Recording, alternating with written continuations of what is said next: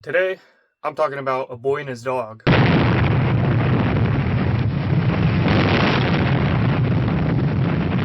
Boy and His Dog. A film that has become a cult legend. Right now I'm hungry and I want to get laid. The 1975 post-apocalyptic sci-fi movie based off the work of Harlan Ellison. And if you're not familiar with A Boy and His Dog, you may be familiar with his other work, I Have No Mouth and I Must Scream. So the original story was published in 1969 as part of a series of short stories, The Beast That Shouted Love at the Heart of the World. So the film was directed by L.Q. Jones and stars Don Johnson, who you may most likely know from starring in Miami Vice as Sonny Crockett. If you don't know him from that, you may know him as Jamie Lee Curtis's husband from Knives Out. But if you're not familiar with Don Johnson, you may be familiar with his daughter Dakota Johnson, who starred in critically acclaimed movies such as Madam Web.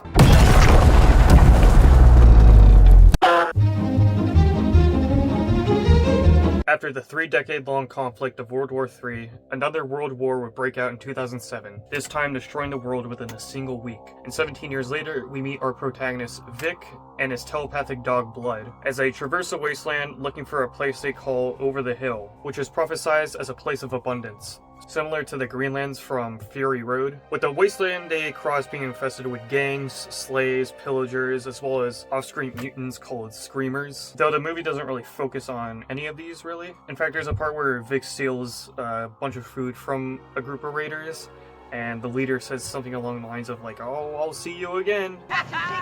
Run, boy! Come back anytime, though. So really the movie focuses on the relationship between our two main characters, with Vic being an 18-year-old orphan who's often labeled as amoral rather than immoral, and his only two goals in life is eating and fucking. Right now I'm hungry and I want to get laid.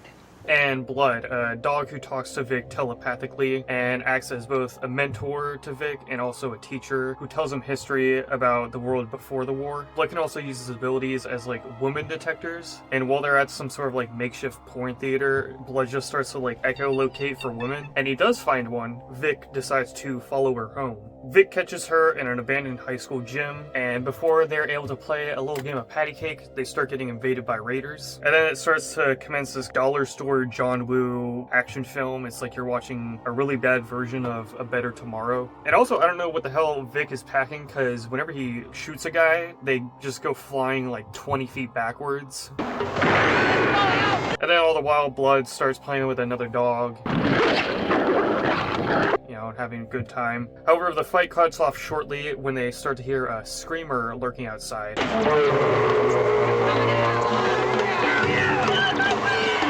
And everyone flees, leaving Vic, Blood, and the girl. With Blood being severely damaged, the thing lurking outside, they decide to just stay the night. And then Vic and the girl start steaming ham. So the girl introduces herself as Quilla. She's from a very mysterious underground society I'm just gonna refer to as Costco. She tries to make Vic become a member of Costco, and Vic declines because he's a diehard Sam's Club fan, and also Costco has a no dog policy, so he would have to abandon Blood. While Vic and Blood are having an argument together, Vic goes back, she's gone, and she left her Costco membership card. So Vic follows her, and eventually they find the entrance to Costco, and that's where Vic and Blood have to part ways, and they say their goodbyes.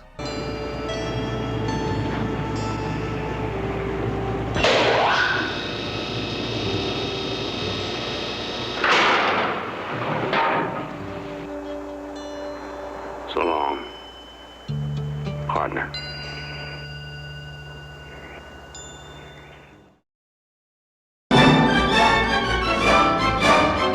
And we finally meet the people of Costco, where everyone just looks like a bunch of Has-Been Hotel cosplayers. Costco is a cult-like society who live underground in this lush, self-sustaining bunker, and we see how strict the leaders are with keeping up image and morality by essentially just snuffing out anyone who falls out of line. They send them to the farm, a way of executing them and covering it up. Defiance of this committee, duly elected and ordained by the people, will not be tolerated.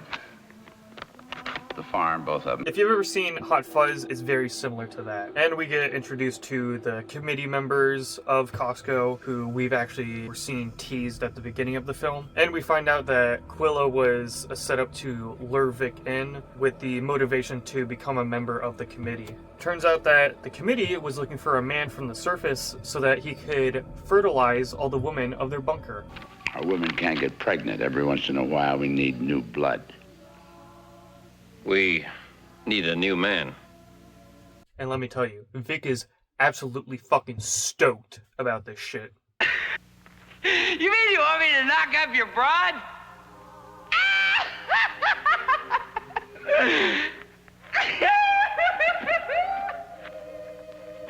You talked me into it. Line him up. You first, honey.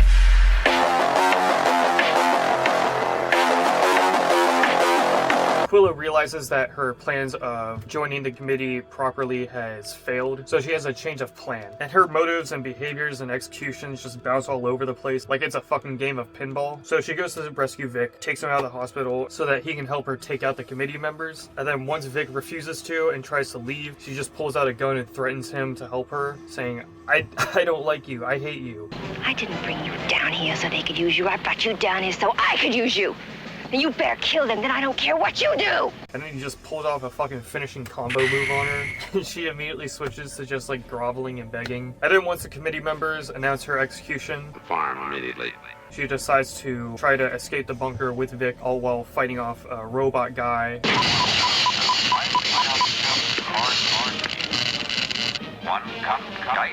Let's, get another Michael out of the warehouse.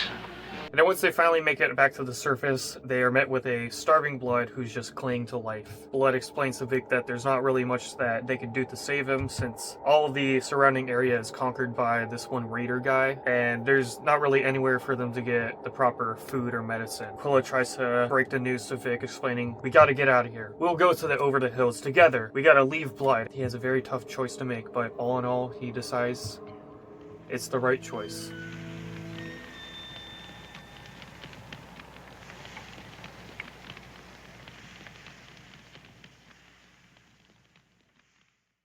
The right choice being to eat her. Yeah, so the movie just ends with Vic and Blood just walking out in the distance, away from a campfire, just talking about how delicious she was. Well, I'd say she certainly had marvelous judgment, Albert, if not particularly good taste. Particularly